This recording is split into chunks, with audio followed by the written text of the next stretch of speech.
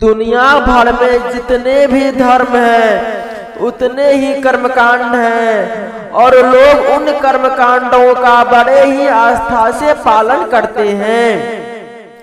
जैसे इस्लाम में नमाज पढ़ते हैं, ठीक वैसे ही सनातन धर्म में 24 संस्कार हैं। उन्हीं 24 संस्कार में से एक है उपनयन संस्कार, जिसका वर्णन ऋग्वेद में बड़े ही शानदार तरीके से किया गया है। तो आज मैं आपको अपने चैनल में बताएंगे कि उपनयन संस्कार क्या है और कैसे होता है, और उपनयन संस्कार के अंतर्गत जो जनेऊ पहना जाता है उसे यज्ञोपवीत संस्कार क्यों कहा जाता है।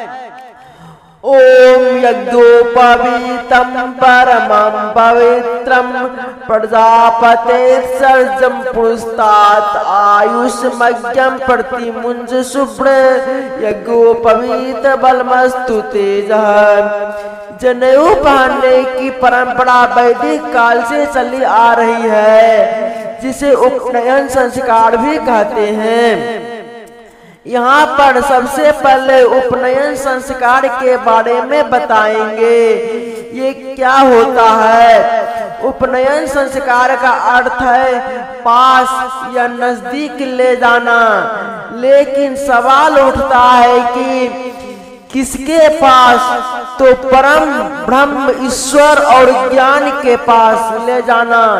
इस संस्कार में मुंडन और पवित्र जल में स्नान भी अहम माना गया है। सनातन धर्म में प्रत्येक हिंदू का कर्तव्य है कि जनेऊ धारण करे और उसके नियमों का पालन करे। जनेऊ धारण करने के बाद ही बालक को यज्ञ और स्वाध्याय करने की अधिकार प्राप्त हो जाती है। यहाँ एक बात और बता दे, द्विज का अर्थ होता है दूसरा जन्म। अब मैं बताता हूँ जनेऊ क्या है और क्या से होता है, और शास्त्रों में जनेऊ के बारे में क्या लिखा गया है। जनेऊ को संस्कृत भाषा में यज्ञोपवीत भी कहा जाता है। ये 3 धागों वाला सूत बना पवित्र धागा होता है, जिसे कोई शख्स बाएं कंधों पर और दाएं भुजा के नीचे पहनता है। इसका मतलब ये है कि ये गले में इस तरह डाला जाता है कि बाएं कंधे के ऊपर रखे। जनेऊ में 3 सूत्र यानी 3 धागों वाले मतलब ब्रह्मा, विष्णु और महेश होते हैं। यही नहीं, देव ऋण, पितृ ऋण, ऋषि ऋण ये प्रतीक होते हैं और सत्व, रज और तम के प्रतीक माना जाता है। साथ ही ये सूत्र गायत्री मंत्र 3 चरणों के प्रतीक, 3 आश्रमों के प्रतीक भी होते हैं। जनेऊ के एक तार में 3 तार होते हैं। इस प्रकार कुल तारों की संख्या 9 हुई। जिसे मनुष्य के शरीर के 9 अंग होते हैं, जैसे 1 मुख, 2 नासिका, 2 आँख, 2 कान, मल और मूत्र के 2 द्वार मिलाकर 9 माने गए हैं। इनका मतलब ये हुआ कि हम मुख से अच्छा बोले और ग्रहण करें, आँख से अच्छा देखे और कान से अच्छा सुने। संस्कार के समय जनेऊ में 5 गांठ लगाई जाती है, जो ब्रह्म, धर्म, अर्थ, काम, मोक्ष का प्रतीक माना जाता है।